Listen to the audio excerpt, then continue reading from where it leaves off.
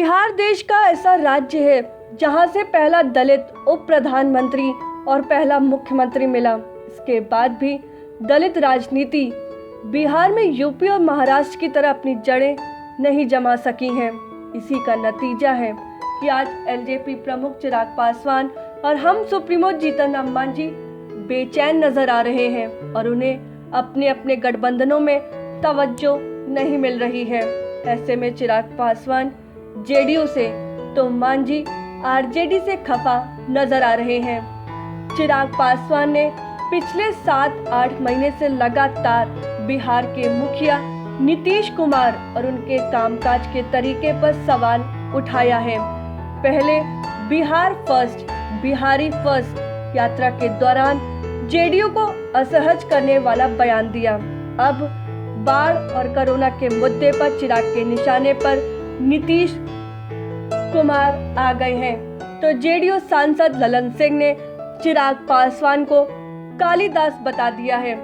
दूसरी तरफ मांझी भी आरजेडी के खिलाफ मोर्चा खोले हुए हैं, लेकिन तेजस्वी यादव उन्हें तवज्जो नहीं दे रहे हैं। ऐसे में मांझी की घर वापसी को लेकर जेडीयू की तरफ से पिछले कई महीनों से अभियान चलाया जा रहा है। जदयू के साथ मांझी का गठबंधन लगभग तय, 20 अगस्त को हो सकता है ऐलान। बिहार देश का पहला राज्य बना जिसने जमींदारी उन्मूलन कानून पारित किया था। इसके बाद उम्मीद जगी थी कि बिहार में समाज के दबे कुचले तबके की सामाजिक और आर्थिक तरक्की का रास्ता खुलेगा, लेकिन हालात जस के तस बने हुए हैं। हालांकि 60 के दशक के आखिर में भोला पासवान शास्त्री बिहार के मुख्यमंत्री बन गए थे, जो देश में पहले दलित मुख्यमंत्री थे। 1977 में बिहार के बाबू जगजीवन राम देश के उप प्रधानमंत्री बन गए थे। फिर भी बिहार की अनुसूचित जाति के सामाजिक और आर्थिक हालात में ना तो कोई सुधार आया है और ना ही वे अपनी कोई सियासी पहचान बना सके। दलित चिंतक सुनील कुमार सुमन कहते हैं कि बिहार में दलित राजनीति की अपनी कोई वैचारिक पृष्ठभूमि नहीं है। रामविलास पासवान हो या फिर जीतन राम मांझी ना तो दलित आंदोलन से निकले हैं और ना ही दलित विचारधारा से आए हैं। इसलिए बिहार में दलित राजनीति कभी स्थापित नहीं हो सकी है। बिहार में जो भी दलित नेता है वह अपनी अपनी बिहार में जो भी दलित नेता है वो अपनी अपनी जातियों के नेता भले ही बन गए हों, लेकिन पूरे दलित समुदाय के नेता के तौर पर स्थापित नहीं हो सके हैं। इसलिए आज उन्हें कोई खास तवज्जो नहीं मिल रही है। दरअसल बिहार में अनुसूचित जाति, जिसे आम बोलचाल की भाषा में दलित वर्ग कहा जाता है, की जनसंख्या राज्य की कुल जनसंख्या का लगभग 16% है। अनुसूचित जाति को नीतीश कुमार ने पहले सुविधानुसार दलित और महादलित की श्रेणी में रखा, तो 2 साल पहले कभी सबको महादलित बनाकर एक ही श्रेणी में शामिल कर दिया है। हालांकि सारे दलित वोट को मिला दे तो कमोबेश यादव वोट बैंक से कम ताकत नहीं रखता है। दलित कोटे के वोट का 70% हिस्सा रविदास, मुसहर और पासवान जाति का है। ऐसे में सूबे में दलित वोट बैंक सत्ता की दिशा और दशा दोनों तय करने की ताकत रखता है। जामिया मिलिया इस्लामिया यूनिवर्सिटी के प्रोफेसर अरविंद कुमार कहते हैं कि यूपी में काशीराम ने जिस तरह से दलित समुदाय में राजनीतिक चेतना के लिए संघर्ष किया है, वैसा ही कोई आंदोलन बिहार में नहीं हुआ है।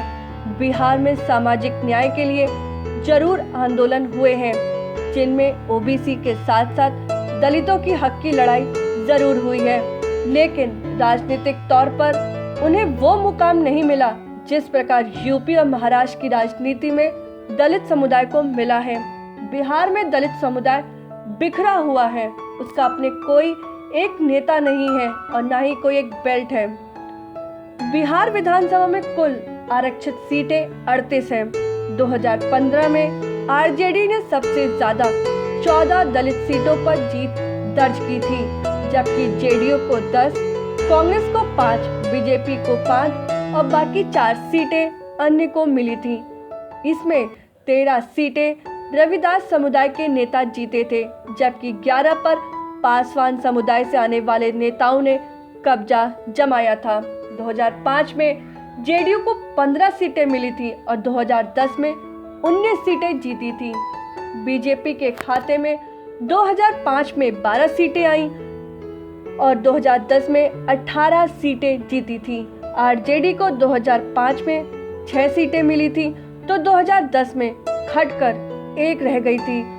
2005 में 2 सीट जीतने वाली एलजेपी ने तो 2010 में इन सीटों पर खाता तक नहीं खोला और कांग्रेस का भी यही हाल था। वरिष्ठ पत्रकार अरविंद मोहन कहते हैं कि बिहार में दलित राजनीतिक दूसरे राज्यों से अलग है। बिहार में दलित समुदाय हर चुनाव में अपना मसीहा तलाशता है। पहले कांग्रेस पर भरोसा किया और फिर लालू यादव की आरजेडी के साथ लंबे समय तक रहा। इसके बाद नीतीश कुमार की जेडीयू का रुख किया, लेकिन दलित समुदाय को सभी ने ठगा है। उनके हक के लिए किसी ने भी कोई ठोस काम नहीं किया, इसलिए हर चुनाव में दलित समुदाय की वोटिंग पैटर्न बदलता रहा है।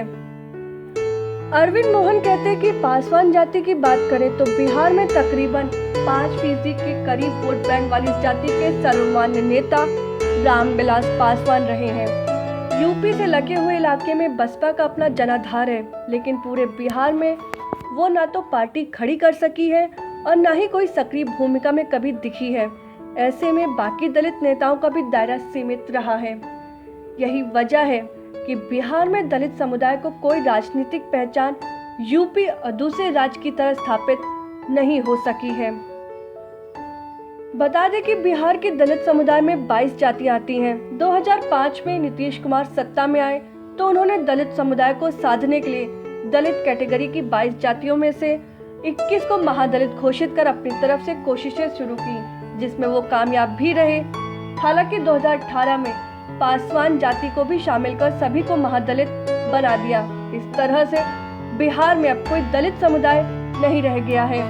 जीतन राम मांझी ने 8 महीने सीएम पद पर रहते हुए अपना सारा फोकस कमोबेश इस बात पर रखा कि वह कैसे महादलित का चेहरा बन सके। पासवान समुदाय पर आज भी एलजेपी की पकड़ मानी जाती है। इसके अलावा दलितों के अन्य नेता, मसलन दलितों में सबसे पिछड़ी जाति मुसहरों के सर्वमान्य नेता जीतन राम मांझी, रजकों के बड़े चेहरे श्याम रजक, रविदास के रमई राम, पासियों के उदय नारायण चौधरी, सरीखे नेताओं के अपने अपने राजनीतिक असर है। हालांकि श्याम रजक और उदय नारायण चौधरी ने नीतीश कुमार से राजनीतिक नाता तोड़कर अलग हो चुके हैं। दिल्ली यूनिवर्सिटी के प्रोफेसर और दलित चिंतक रतन लाल कहते हैं कि बिहार में दलित राजनीति की अपनी कोई पहचान तब तक स्थापित नहीं हो सकती है जब तक कि दलित समुदाय अपना सामाजिक एजेंडा तय नहीं करते हैं। जीतन राम मांझी और रामविलास पासवान कभी भी सामाजिक आंदोलन का हिस्सा नहीं रहे हैं। श्याम रजक अगर जेडीयू से अलग हुए हैं तो उन्हें चुनावी राजनीति से पहले सामाजिक तौर पर आंदोलन खड़ा करना चाहिए, क्योंकि वो छात्र राजनीति से आए हैं। ऐसे में वो अगर एजेंडा सेट करने के लिए सामाजिक न्याय के लिए आंदोलन खड़ा करते हैं तो निश्चित तौर पर दलित ही नहीं बल्कि पिछड़ों को कोई राजनीतिक दशा और दिशा मिल सकेगी। अगर आपको हमारा वीडियो पसंद आया हो तो इसे लाइक करें, सब्सक्राइब करें और साथ ही बेल आइकन दबाना ना भूलें।